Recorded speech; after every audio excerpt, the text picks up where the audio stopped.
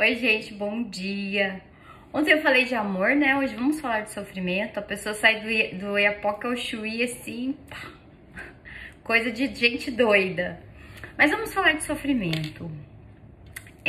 Gente, você conhece alguém ou você já sofreu? Vou deixar a caixinha aqui pra vocês responderem sim ou não. Ou você já sofreu por algo assim que tirou o seu sono, que você perdeu o final de semana, que você ficou em casa chorando, que você ficou sem vontade de fazer nada? Pois eu já, tá? Eu já chorei, já fiquei triste, já sofri de ficar assim, prostrada no sofá. Dias, gente, dias assim. Mas hoje não mais, porque, né, a ansiedade, ela não me controla mais. Por que a ansiedade no sofrimento? Porque a gente fica ruminando aquele sofrimento na nossa cabeça, sabe? A gente fica assim... E tudo que acelera os pensamentos é ansiedade, porque a gente fica pensando numa maneira que poderia acontecer aquele negócio, uma maneira melhor, ou porque aconteceu, como aconteceu, fica recapitulando. E aí, gente, que mora o maior dos inimigos da gente, porque é a gente mesmo, claro, né?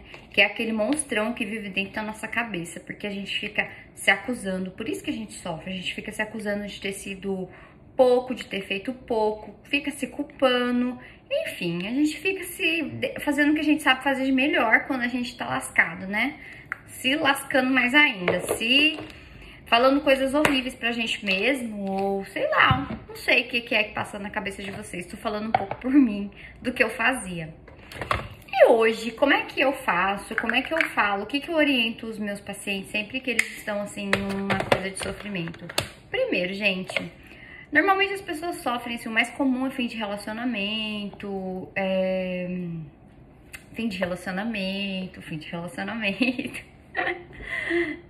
Existem sofrimentos, tipo, que são válidos, não que ele vale a pena, que eles são válidos, que é o luto, por exemplo, quando morre alguma pessoa muito querida e tal, não tem como não sofrer. Mas existem sofrimentos, né, que nem tipo fim de relacionamento, que não era pra gente sofrer tanto quanto a gente sofre, né? A gente sofre em fim de relacionamentos como se a pessoa tivesse morrido. E aí a gente fica ruminando aqueles pensamentos na nossa cabeça, aquelas coisas feias que a pessoa não falou, ou aquelas coisas feias que aconteceram, ou aquelas coisas ruins que aconteceram no relacionamento. E aí, gente, eu falo pra vocês assim, ó, tudo na vida da gente tem que ter qualidade, até na hora de sofrer, entendeu? Até na hora de sofrer a gente tem que ter qualidade.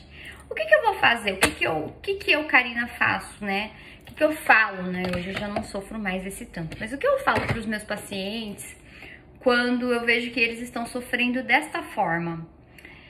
Primeiro, você ficar falando sobre o assunto, sobre aquela coisa ruim que aconteceu, é você sofrer 2 vezes. É você sofrer 3 vezes, 4.500 e 600 vezes.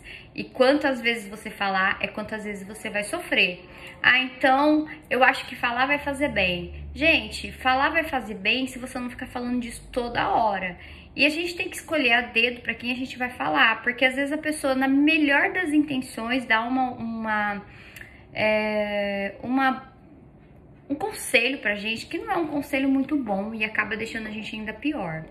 Então, assim, pelo sim ou pelo não, se você estiver mal em casa no final de semana e alguém chamar você pra sair, mesmo sem vontade, você vai mesmo sem vontade. Dê uma oportunidade pra você seguir em frente.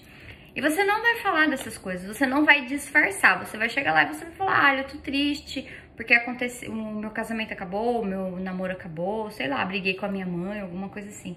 Mas eu não quero falar disso, entendeu? Porque você falar daquilo, você vai ficar sofrendo de novo. Então você pode falar 1, 2 vezes, comentar com alguma amiga, mas gente, esse sofrimento eu vou falar pra vocês assim, bem sinceramente, cada vez que a gente sofre, cada vez que a gente carrega isso pra frente, a gente vai se viciando naquela tristeza e aquele negócio não vai passando. Então saia de casa pra conversar com seus amigos, sim, mas não fica falando disso toda hora, né? Vamos seguir em frente, vamos dar um refresh na nossa cabeça. Vamos conseguir sofrer com dignidade, né? Então você tem que pensar assim, como eu posso fazer para reagir, para sair dessa condição? E sair dessa condição não é ficar ruminando essa história pra sempre.